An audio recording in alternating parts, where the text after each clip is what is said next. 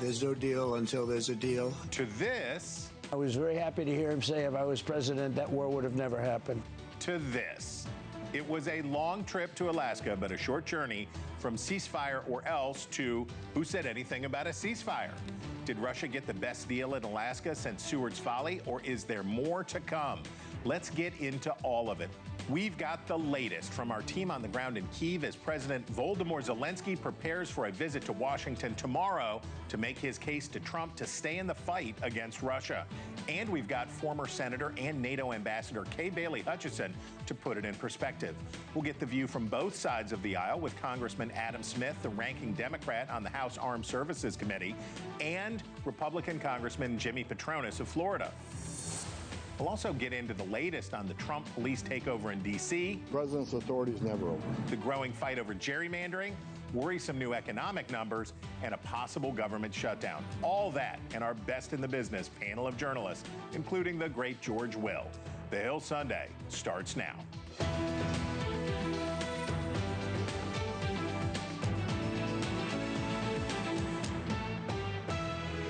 Hello from Washington and welcome to the Hill Sunday. I'm Chris Stirewalt. On Friday, President Trump threatened severe consequences for Russian ruler Vladimir Putin if the Kremlin did not agree to a ceasefire in Ukraine. But after their meeting in Alaska, the president changed course, announcing that a ceasefire was unnecessary and that it would be up to Ukraine to agree to a larger peace plan as Russia continued its assault. On the front lines in Ukraine, the fighting rages on. Since Putin launched his country's full-scale invasion in 2022, Russia has captured about 27,000 square miles of territory. That's about the size of the nation of Ireland. Combined with the 17,000 square miles controlled by Russia after the invasion of the Crimea Peninsula in 2014, Moscow now controls almost a fifth of all of Ukraine's territory. It's cost Russia dearly. Estimates say more than 200,000 Russian soldiers have been killed, more than double those of Ukraine. But with a population 4 times larger, Russia has been able to replenish its ranks with conscripts and large signing bonuses, which explains Russia's current battlefield advantage. NewsNation's Robert Sherman, who's been doing great reporting, joins us live from Ukraine. Robert, what do we know about tomorrow's planned meeting at the White House? Hey there, Chris. Well, the stage is certainly set where you are, with Ukrainian President Volodymyr Zelensky set to make the journey to Washington, D.C., and the White House. It's looking like a full house at this point. Many world leaders will be joining on this trip here. Here's a running list. Ukrainian President Vladimir Zelensky, Keir Starmer, British Prime Minister, French President Emmanuel Macron, NATO Secretary General Mark Rutte, Ursula von der Leyen of the European Commission. The list goes on and on. And we know that one of the big concerns that these European leaders have, security guarantees for the Ukrainians. That is something that is top of mind that they say is going to be critical in order to get some kind of a deal done and put together a lasting peace. Nevertheless, President Trump saying in an interview following that summit in Alaska that he believes when all is said and done, it'll be the Ukrainians who have some choices to make.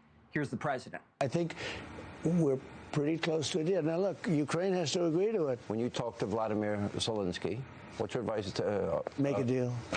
Make the deal. Got to make a deal. So tomorrow we'll see round 2 of diplomacy taking place with this meeting between the Ukrainians, the Americans, and Europeans.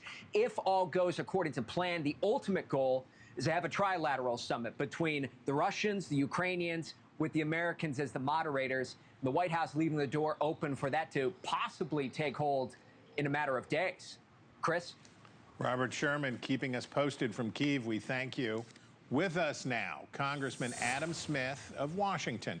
He's the top Democrat on the Armed Services Committee, so a valued guest today. Congressman, Monday's meeting at the White House has turned into a very high-stakes affair, as Robert was just talking about.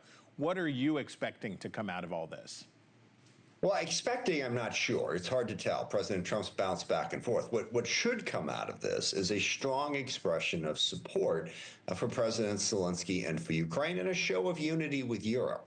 that strength is needed to force Putin to the table. The summit in Alaska was very disappointing. We took the demand for a ceasefire off the table in exchange for nothing, and also the deference that President Trump showed to Putin, never once just stating the basic notion that Ukraine has a right to exist as a sovereign democratic country and that the invasion was illegal, unlawful. And you contrast that with the way President Trump and Vice President Vance treated Zelensky when he was in the West Wing back in February, and it sends the wrong signal if we're trying to force Putin to the table and get a negotiated end to this war.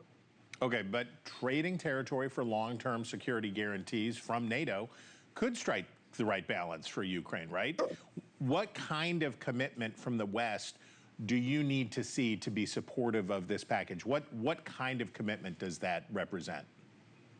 Well, first of all, it makes sense for President Trump to be having these discussions. I mean, to talk with Putin, to talk with Zelensky, to ultimately try to get both of them in the room together. I applaud that effort, but you have to understand what Putin wants out of this. Putin wants all of Ukraine. And he's just trying to play President Trump and buy time to get in a better position to do that. That's the calculation of Putin that has to be changed. So what I want to see is security guarantees for Ukraine, that we are not going to agree to Putin's demand from a couple years ago that Ukraine basically disarm and be, quote, neutral at the end of this war. And we have yet to see clarity on that from the Trump administration. We've seen that clarity from the European partners. Now, I do agree that insisting that, the war will not stop until Ukraine retakes all of its territory, and even some have gone further and said, Putin must be forced to step down and try for war crimes. That doesn't make sense. That doesn't get us to a peace agreement. I understand the justice behind that demand, but if we're trying to end the war, some compromise must be found, but it can't be it can't be on Putin's terms, because if it's entirely on Putin's terms, he won't agree to the ceasefire. He'll keep fighting until he reaches his goals. Okay, while we've got you, we got to stay on the overseas stuff for a minute. I got to ask you about Israel. Earlier this month, the Israeli government approved a plan to take control of Gaza City, and Prime Minister Benjamin Netanyahu saying that his intention was, temporarily at least, full control of the Gaza Strip. Catherine Clark, who's the #2 Democrat in the House, used the word genocide to describe what's happening in Gaza. You've advocated a middle ground on this conflict between Israel's right to defend itself and humanitarian concerns. Does this Gaza strategy, though, constitute a breaking point with Israel, or is there some hope that a final push could actually bring this war to a close? It strains the relationship a great deal. What's going on in Gaza is a humanitarian catastrophe. You can get into exactly what you want to call it, but no one can dispute that it is a humanitarian catastrophe for the Palestinian people. And at this point, there is no clear objective in terms of what the war aims are of Netanyahu. I mean, Hamas has hung in there. It is time to end the war. Israel has accomplished a lot of what it set out to accomplish. Certainly, it has weakened Hamas. It has weakened Hezbollah. It has weakened Iran. Israel is not threatened now in the way that they were even 6 months ago or 3 months ago. The war is not, in my view, advancing Israel's interests. It should be ended. Humanitarian aid should be rushed into Gaza. Yes, part of this needs to be return of the hostages, but insisting on a complete surrender by Hamas and a complete destroy will extend this war, and I don't think that is in Israel's best interest. The war should be ended in exchange for the hostages. Okay, here in D.C., there are hundreds of National Guard troops who are heading to Washington as part of the president's use of emergency powers to fight crime in the district. There are reports of masked agents canvassing the streets, making arrests, some pretty graphic video. Some Democrats have pushed back. Hillary Clinton posted, as you listen to an unhinged Trump try to justify deploying the National Guard in D.C., here's the reality. Violent crime in D.C. is at a 30-year low. Now, Congressman, while President Trump definitely struggles with the difference between can and should, Democrats seem to be having a problem with and. Can't it be true that someone believes Donald Trump is overstepping his authority and that crime remains unacceptably high? Yeah, no, you just answered exactly the way I was going to answer. What Trump is doing, and the thing that's really concerning about it, is it's not just in D.C. He did it in L.A. He's talked about doing it across the country. He just boosted the Department of Homeland Security's budget by $170 billion. He's massively increasing ICE. He's building detention facilities. This looks like the heavy hand of the federal government stomping on the individual freedoms and rights of Americans, and we should be troubled by it. And crime is too high. And I think Democrats have a mistake if we act like crime is not a policy problem worth worrying about. It is. Both of my children live in Washington, D.C. It's not the safest place in the world. And also some of the policies the Democrats advanced around crime over the course of the last 10 or 15 years very clearly did not work. There was not enough transparency and not enough accountability. So we ought to be able to say that. Continually emphasizing crime isn't a problem, so Trump's just off his rocker. Well, he might be off his rocker, but that doesn't mean the crime's not a problem. So I think, yes, absolutely. Both and is the way we ought to answer that question. Appreciate it. Okay, Congressman. If you ever riffled through the organic arugula at the Mercer Island Farmers Market, you would know him already. But if you don't, there he is. Congressman Adam Smith, we thank you. Okay, joining us now, Republican Congressman Jimmy Patronis of Florida. Congressman, I want to ask you the reverse of what I just asked your Democratic colleague. Is it possible that crime can be unacceptably high in Washington, D.C., and that having masked federal agents patrolling the streets constitutes executive overreach? Well, one, thanks for having me. And I appreciate Adam's point that crime is too high. Look, one thing I learned, I was a chief financial officer for the state of Florida for 8 years. You don't have nice businesses, you don't have safe places to take your kids, you don't have good churches and schools unless it's safe. And this is exactly what the president's doing. I'll remind people, Washington, D.C. is a federal city. It's been created by the federal government. The president is totally within his jurisdiction to make the city the safest it needs to be. And as a taxpayer of Florida District 1, our citizens deserve it to be the safest city in America. Okay, but not to be a stickler here, but this is your job, right? Congress is responsible for the District of Columbia, ultimately, not the president. He's certainly within his powers to declare this emergency and do this stuff. But if this is an emergency, it's an emergency that the Republican-controlled Congress allowed to take place. But the most notable piece of D.C. legislation from this Congress was cutting the district's budget by $1 billion. President Trump says he expects Congress to extend this emergency authority after the current 30-day period expires. But is there some chance here that instead Congress is going to step up and do its job as it relates to the federal district? I am fine giving the president the authority to extend that 30-day period. This is something that's going to have to have actioned that only, in my opinion, the president can act with right now swiftly. You will see action, I hope, when we get back into D.C. and do exactly that, to be able to assert ourselves to save the city. Our citizens do not deserve to have these horrific crimes taking place on the streets of the greatest city in America. But I guess what I'm getting at is, shouldn't Congress do its job? Like, I get the thing that you're saying the president, you want him to have the power to do it. But ultimately, the district is Congress's responsibility. That's the way it works. And if there's an emergency, it doesn't seem like things went the right way under congressional supervision. Well, I'm confident that when we get to D.C., we will continue to act on exactly what your concerns are.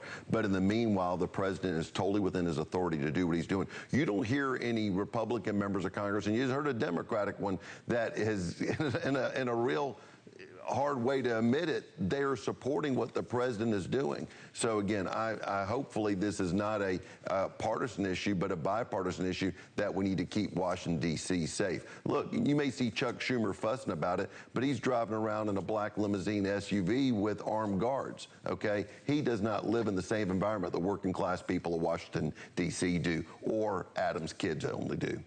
Okay, the president instituted a slew of tariffs that are now in effect. And the numbers have been, in a lot of ways, better than the worst expectations. Inflation has held steady, basically, just below 3%. but there is a sign of what may be to come with wholesale prices rising nearly a point in July. And the latest consumer confidence numbers from the University of Michigan show a 5-point drop from just last month. It seems like higher prices in struggling markets is more of an if, but not when, not an if question, but a when question. Is that right?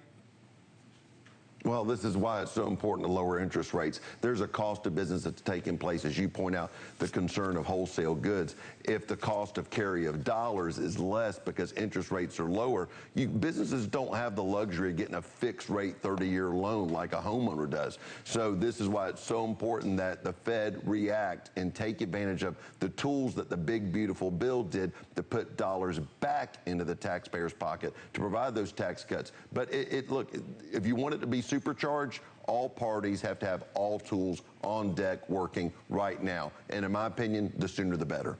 See, this is why you ask a CFO. You ask a CFO when you want to know. Okay, before we let you go, the president is going to meet with Volodymyr Zelensky and European leaders at the White House tomorrow in what I am sure the Ukrainian president hopes will be a much different visit than his last one. But a lot has changed in the last 6 months, especially with Republicans. In a recent Pew Research survey, there was a 12-point increase among Republicans from March to August who believe in those who believe that the U.S. has a responsibility here to help Ukraine. In February, it was a bad scene with Republicans and Zelensky. What kind of Republican Party will Zelensky meet when he arrives in Washington tomorrow? Well, I think what we're seeing, at least I know my constituents are telling me, and what I hope happens is with all these other European Union leaders that are coming together with Zelensky, there's a little bit of an intervention. The president, you know, he has made it loud and clear. There's probably going to need to be a land deal at part of this negotiation. Zelensky's not going to be happy with this. But you know what? Putin probably won't be either. But we've got to stop the bloodshed. And again, so you look at the rest of the European Union countries that may be on the verge or the cusp of this war bleeding over into their countries. They don't want it either, but I think President Trump is the only one that can look them in the eyes and tell them, all right, what are you going to do about it? Because I've got an ocean called the Atlantic that stands between me and whatever's taking place in Europe. I'm happy to help. I'm happy to broker. I've got Putin willing to show up on U.S. shores to start a dialogue. Let's close this deal and let's stop the bloodshed. I am looking forward to the next 48 hours of what's going to happen in Washington, D.C. Okay. Congressman, thank you. If you ever hauled a skiff down the Baghdad boat ramp on the Blackwater River, you would know him already. But if you don't, there he is, Congressman Jimmy Patronis.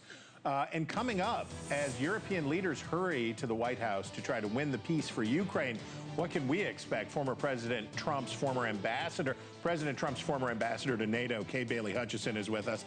Plus, false choices abound when it comes to presidential emergency powers.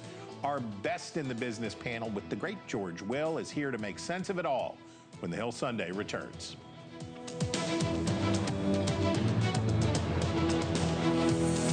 First Order. Welcome back. Kay Bailey Hutchinson served as a senator from Texas for 2 decades before President Trump selected her as his ambassador to NATO during his first term. And she joins us now. Ambassador, thank you for being with us. We need your help because I want you to give us a tutorial. We're showing our audience right now a map of Russian-controlled territory in Ukraine. It sounds like the deal on offer to Zelensky is land for peace with NATO countries guaranteeing Ukraine's new borders. Is that plausible? Is that what we're talking about here? Chris, I think you have done the cliff notes on that. Clearly, it is going to be a continued negotiation, apparently, on what the land swaps are, what the boundaries are, which ones they would be looking at. So it is getting down into at least a negotiation, which is a good thing, on what would be given up. And there's a particular area in the Donetsk that I think is the biggest contention, and that is the area that Russia has not taken, that Ukraine has been able to defend in these 3 years of war. And Russia's asking for that. And I think, of course, the Ukrainians are saying anything that we have been able to keep should be first and foremost ours.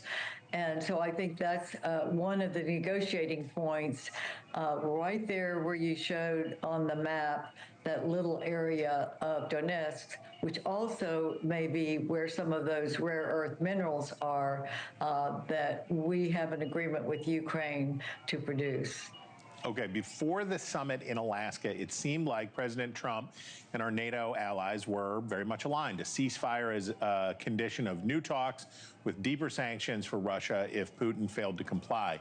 As these European leaders, many of whom you dealt with in your time in Brussels, jet into Washington, is this a sign of a schism here, or is this just the back and forth of diplomacy?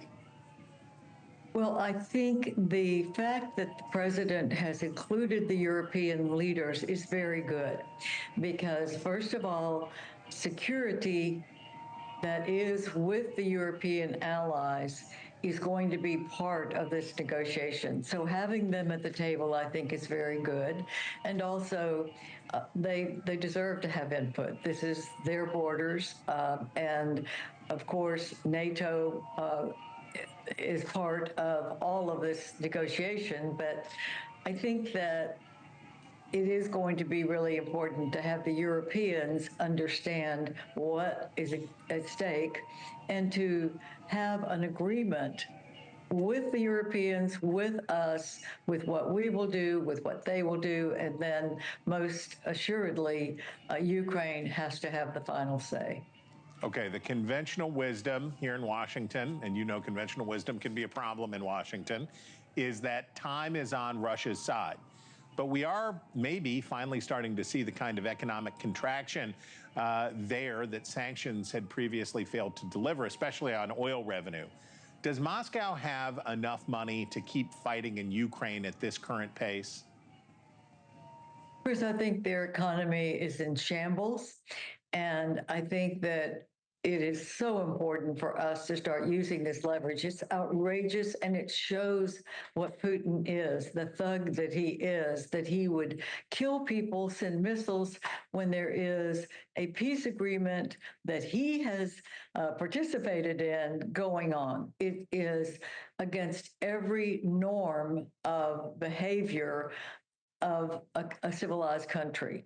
And so, first of all, you have to knock Putin for what he's doing. His economy is in shambles.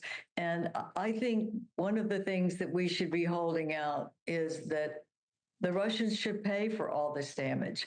And if they're going to violate the norms of negotiation, which is that you aren't fighting when you are sitting at the negotiating table, then I think we ought to be looking at the funds that have been held back by both Europe and the United States that are Russian funds that are in the banks in Europe and the US. And those funds should be used to repay all the debts that the Ukrainians are going to have to rebuild their country. Okay, one of the chief arguments for stopping Russia in Ukraine is as a deterrent for Chinese aggression in Taiwan and elsewhere in Asia. How does Beijing perceive what's going on right now? The stakes are high for this conflict and the Ukrainians and for Europe, but there's a larger discussion here too, right? Chris, absolutely. That is a great question, and it has to be put in perspective for all of the negotiations that are going on right now, because she is watching to see if the West will crater, if the West will just give up, will walk away from Ukraine, which we have said we would not do. And if we look weak or vacillating or give up the ability to have Western boundaries remain secure, then I think that means to Xi that maybe this is the time for him to do what he has wanted to do for a long time, which is start taking over Taiwan. He certainly did enough damage in Hong Kong, and now his next feat would be Taiwan. Oh, Ambassador, we thank you for your time. We thank you for your expertise. Okay, America, if you were sweet on Sugarland, you would know her already, but if you don't, there she is, Ambassador Kay Bailey Hutchinson. We thank you. There's still much more ahead. Our Best in the Business panel is right on the other side when the Hill Sunday returns.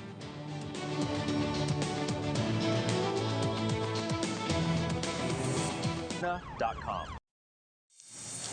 Welcome back to the Hill Sunday, and you, America, are lucky because we are joined now by our Best in the Business panel of journalists. George Will, Pulitzer Prize-winning columnist for The Washington Post and NewsNation senior political contributor. Jessica Taylor, our friend, Senate and Governor editor for the Cook Political Report with Amy Walter. Franco Ordonez, White House correspondent for NPR. And say congratulations to Hannah Brandt, NewsNation's newest Washington correspondent. Mr. Will, we, of course, start with you. Fly us up and give us the 30,000-foot view of what's going on with Russia, Ukraine, these negotiations. What is your takeaway from Alaska and onward? It was an excellent day for Mr. Putin, who ended his isolation, who literally had a red carpet rolled out for a war criminal, someone under indictment by the International Criminal Court. The systemic problem here is really simple. Trump wants to end the war. Putin wants to win it. Yeah. The solution is what George Orwell said, which is the quickest way to end a war is to lose it. Yeah. And it's perfectly within the capacity of those who hold the lifeline of arms for Ukraine to lose the war in a hurry. Americans may think losing a proxy war is okay. Yeah. It's still a war and it's still a loss. Franco, some sensitive documents being left in a hotel printer aside, the optics around this were very different from Helsinki, which was the face plant sort of that Trump had in his first term. This looked stage managed better. And at the end, the press conference, there was no press conference. They just made an announcement. But then a few hours later, we watch the clip of Trump being interviewed on Fox News, and we watch other things and we say, oh, back to Mr. Will's point, like that we ended up back there. Is that what I'm picking up? That better stage managed, same result? Yeah, I mean, I think that it is better stage managed. I did find, the flyover the B-2 bomber quite interesting. The experts that I speak to felt that that was a show of strength by Trump. That said, I mean, the lack of specifics, no questions at all, very unlike Trump. And the point in the Hannity interview of Trump saying it is now up to Zelensky, and him saying that he is going to encourage Zelensky to make a deal. As you talked with the ambassador, with all your guests today, it is about a land swap, giving up territory. And as we know, that's going to be extremely difficult for Zelensky, very difficult. Okay, Jessica, somebody who would like to be president is Gavin Newsom. Yes. And he is making, his Twitter feed has become basically a Trump it's all caps. Impersonation. It's all caps. He's calling out, he's shaming people who criticize him by bringing up their old sex scandals. He's being gross, right, on purpose. And he's very confrontational with this redistricting thing. Will that pass? So he's laid down a big marker that voters are going to do it, but polling in California seems to indicate that Californians aren't interested in a redistricting fight with Texas. I think this comes down to how is he able to sell it, and I think this has a lot to do with his 2028 prospects, because you're right, we saw polling this week from Politico, 30 points. I mean, this redistricting commission was passed overwhelmingly, bipartisanly. In 2010, you have now former Governor Arnold Schwarzenegger out there saying, terminate gerrymandering and things. But if Newsom frames it as this is a way to push back against Trump and push back at overreach in Texas as a way, that I think is the message he has to do, instead of, and I think Republicans are going to frame it as this is for Newsom's ego, this is for him to sort of take a place on the national stage. I still think it's hard for Democrats to nominate someone from California. We saw what happened to that last time. But if they see that he is the fighter and he's able to sort of save the House majority for Democrats, I think it's going to be close. But there's going to be a lot of money on both sides poured into this, and this is really unprecedented, this mid-year redistricting. Hannah, I want you to note the missed opportunity that Jessica had to do an Arnold Schwarzenegger impersonation. So if you make return visits to the panel, don't hesitate to ever do a Schwarzenegger. So here in D.C., we heard Adam Smith earlier in the show basically say, yeah, Democrats need to get real about crime and talk about it that way. But it is nervous-making in Washington. We see those videos of people, of these masked ICE agents patrolling the street and all of that stuff. So what's going on? There's this ongoing power struggle, Chris, that we're really seeing unfold here in the nation's capital. And I think that's so interesting because D.C. has notched the latest win, right? On Friday, the Trump administration was like, okay, you can keep control of your police force. But on the other hand, you've got hundreds of National Guard troops from other states now being sent to D.C., West Virginia, South Carolina, Ohio. They all say, we're going to send our troops to help you out in D.C. You've got Attorney General Pam Bondi saying, you may keep control of your police force, but they have to help us with immigration enforcement, something that Bowser's office, the mayor here in D.C., she's not excited to help do that enforcement. And the judge in this case has basically said, we're going to hear continued arguments, but she's suggested she might side with the Trump administration and may say, yes, you do have to help with that immigration enforcement. Franco, Maureen Dowd, she can still lay down a banger, right? She can still write a column that gets a lot of attention. Here's what she wrote in the New York Times. Progressives should not fall into Trump's trap and play down crime, once more getting on the wrong side of an inflammatory issue, even if Trump is being diabolical. Democrats should not pretend everything is fine here, because it's not. And you witness Bowser trying to find a middle way here. People like Hillary Clinton not succeeding in finding that middle way. What do we see about what Democrats have learned as they try to address what they can make a credible case about executive overreach? I mean, I think they can obviously they can make a credible case about executive overreach, but Trump is playing the politics here. He is playing that most normal Americans are going to resonate more. Republicans, he is tough on crime. Democrats are trying to go on the more nuance, executive overreach, rights of citizens, rights to not get arrested en masse, no mass, things like that. But I think Trump has done a good job in kind of playing that game. He does it also with immigration. He's picking issues that his base, that resonate, especially with his base, but also a lot of Americans. And divide Democrats. And divide Democrats. I think that's absolutely. Look, we all live in D.C. Yes, crime is down 30%, but it was just last year that, you know, there were a lot of issues in neighborhoods like my own in Capitol Hill, and there was calls for city councilors to be removed. So as you were pointing out earlier, there is a yes and there can be executive overreach, while at the same time people not feeling necessarily safe enough in their own. As our friend Megan McArdle says, behold the exciting, awesome power of the word and. Mr. Will, I tried to do a list of the current executive emergencies that were in effect. 41 of them. Yeah, there are 41, and it went on and on. I'm not surprised that you know, but emergency powers on terrorism, on crime, on drugs, on immigration, and of course tariffs. I tried to get Congressman Patronis. I was like, the Constitution gives you the power over the District of Columbia. It's you guys in the House. No, nothing doing. Talk about what's going on with the profligacy of executive emergency declarations. Until the Supreme Court will take up the non-delegation doctrine, that there's some things Congress is not allowed to give away. Right. They'll continue to give it away. The emergency that justifies the tariffs are, A, says Trump, we've had persistent 50-year trade imbalances. And that's an emergency. No, something that goes for 50 years is a condition, not an emergency. It's a fact. Hannah, and I need you on 2025. So, Hannah, I want to ask you quickly before we go.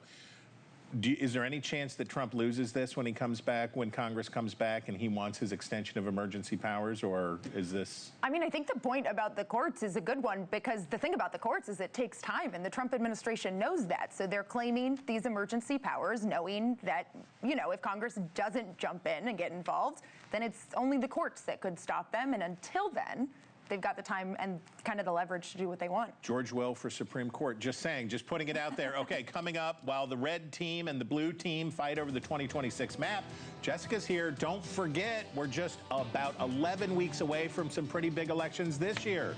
So when we come back, we're going to take it all to the Wonderwall when the Hill Sunday returns.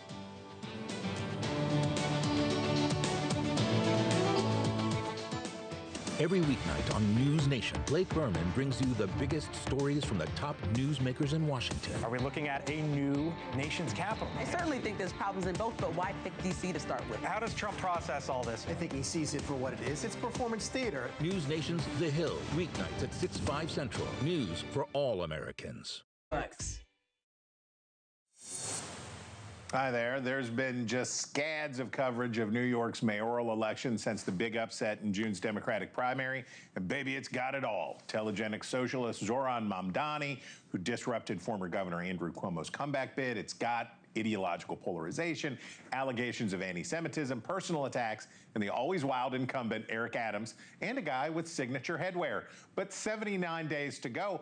What New York doesn't seem to have right now is a very competitive race. A new Siena University poll shows Mamdani up 19 points over Cuomo, 32 points over Republican Curtis Sliwa, and 37 points ahead of Adams. Look, there's still a bunch of undecided voters left, but woof. Maybe Cuomo can shake up the race as Mamdani draws heat for allegedly fudgy personal financial disclosures and a rent-stabilized apartment. Could this race be any more New York? But we'll see what happens. Maybe, though, we should be thinking more about the races in places that look more like the rest of the country, including the 2026 battlegrounds. So let's check in on November's 2 big gubernatorial races, starting just across the river from New York in New Jersey, where Republicans hope there's a Mamdani backlash in the burbs. Ding. New Jersey Republicans have a tried and tested candidate in Jack Ciattarelli, who came within 3 points of unseating incumbent Governor Phil Murphy 4 years ago. But Democrats have a good horse in this race, too, having picked moderate 4-term Congresswoman Mickey Sherrill to succeed the term-limited Murphy. Republicans are getting excited because in 2 polls, you see them, since the general election was set in June, Ciattarelli has been within 8 points and 6 points of Sherrill. Given that Ciattarelli closed a much wider gap in 2021, this sounds like a possible winner for Republicans. But Sherrill doesn't have Murphy's COVID baggage or an unpopular president of her own party in the White House. That's Ciattarelli's problem this time around. And so it is for his counterpart in Virginia. Lieutenant Governor Winsome Earl Sears is trying to become the first Republican to hold the governor's mansion for her party in consecutive terms since 1998, as she seeks to succeed Governor Glenn Youngkin. For an idea of how that's working out, the state's police union took the unusual step of endorsing Earl Sears' Democratic opponent, former Congresswoman Abigail Spanberger, before endorsing every other Republican candidate for statewide office. There are snubs, and then there are snubs. And that's against the background of Trump's takeover of the D.C. police just across the Potomac. There has not been a ton of polling in this race. I acknowledge.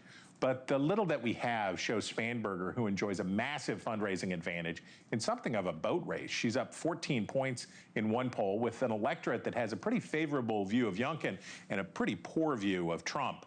But maybe that's just us media elites in bow ties talking. Believe what your eyes are telling you because the media is lying to you. What do we know? Believe my opponent this one time when she says on video that this race is a toss-up race. And it's because her internal polls are showing her the same thing ours is, in that we're in margin of error. It's neck and neck. It's neck and neck, eh? Well, our best in the business panel joins us once again.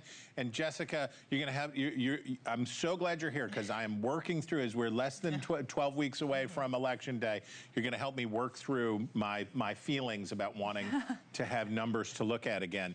The race in Virginia, I pointed out in that Virginia Commonwealth University poll, Youngkin was at 49%. So this is not an electorate this is not some screwy poll that shows Youngkin is popular and Winsome Earl Sears is still way behind. I mean, I think she is a weaker candidate than Youngkin was. Youngkin came in under unique circumstances. He didn't have to tie himself to Trump. He was able to get distance. And really, Sears' only saving grace right now, I think, is that Youngkin is popular. And if she makes the argument that I would be an extension of a Youngkin term since Youngkin can't run again, but she doesn't have the resources right now. She just went back up on TV this week. Early voting starts in just a few weeks. Spanberger has the massive fundraising advantage. She has a moderate record, as evidenced by that police union endorsement. You know, I was talking with my Republican sources this week, and they feel better about New Jersey than they do about Virginia right now. Yeah, and in New Jersey, we're going to get to see, this is, we're really interested to see is this the electorate that we saw in 2018? Right. Is this the kind of electorate we saw in 2024? Franco, the Democrats are feeling good, but Republicans look at that New Jersey race and they say maybe. Yeah, I mean, I'm pretty fascinated by kind of how the sides continue to kind of battle test their different, messaging on each side, whether in New Jersey or in Virginia as well. Democrats going after Mamdani and Republicans going after Mamdani and Democrats going after Trump. I think all Democrats nationwide are watching these races so closely because it's really going to have an impact on, what you'll see the messaging come for the midterms. Mr. Will, I did not expect that I would see you on HBO Max, and there you were. You were with Bill Maher. They probably don't have donuts in their green room. We provide donuts here, I'm just saying. But you said something provocative, which was you hoped Zohran Mamdani won in New York because it would be good for America to see a little socialism tried. Again. It's been tried before. Fiorello LaGuardia famously said there's not a Republican or Democratic way to collect the garbage. And we had sewer socialism in Milwaukee when they had a socialist mayor a century ago. But if Mr. Mamdani takes over New York, which is a bunch of islands, basically, the only part of New York City on the American mainland is the Bronx. But he will have a continental resonance. People will say, that's really what Democrats are. That's what they hope for. That's what they want to do to the rest of us. Hannah, the Mamdani, other than having a campaign slogan or campaign art that looks like rolling papers, has connected with young voters in the early going, but has worked really hard to moderate, right? Or to appear moderate and reach out to the mainstream. You think mainstream Democrats are coming along for the ride? Well, I think that's what's so interesting about his race is even despite his wins, despite the polling, we haven't seen all Democrats come on board, and that includes people like the Democratic leader of the House. They're thinking about what Mr. Will said, right? They're thinking about the consequences later. Right, and it comes back to what Franco says is that this is all about messaging for Democrats. They're looking at all of these races very closely to see what works, what doesn't, what are voters running away from and saying, we're not going to vote for you if you say this. These are different races. But Democrats are going to take away some stuff. All right, Jessica, final word. Is there Mamdani trickle-down effect? There could be, but I think that Jack Ciattarelli hopes so. Right, exactly. But I think that you will see Democrats instead pointing to if someone like Spanberger wins, if someone like Sherrill wins, it's these sort of, more moderate, national security-focused Democrats that won them back the House in 2018. Now they're in the Senate. Now they're in these races for governor. They'll point the Senate recruiting's been really good, though, for Democrats. They've gotten those folks. I mean, Sherrod Brown's getting back in. That makes that a race. It's still very hard. It's hard, but I mean, they've gotten, Roy Cooper in North Carolina. So they've gotten good candidates that if you squint, you can sort of see a path. It's still very hard. Well, we're going to have to do a pronouncer guide for everybody. We're going to have to learn to say the former governor of North Carolina's name properly. It's Roy. We got to go Roy Cooper. Roy Cooper. Yeah. And we'll all work on it. And next time we're on together, Mr. Will let me down. We were supposed to both wear bow ties this time, and I agreed to it, and he did not. I'm not trying to make a big deal out of it. I'm just saying. But you're always very welcome here, and thank you for the provision of your wisdom. And panel and Hannah, congratulations. We thank you all very, very much. Still ahead, ready to do the full Ginsburg America, a scandalously good almanac when the Hill Sunday returns.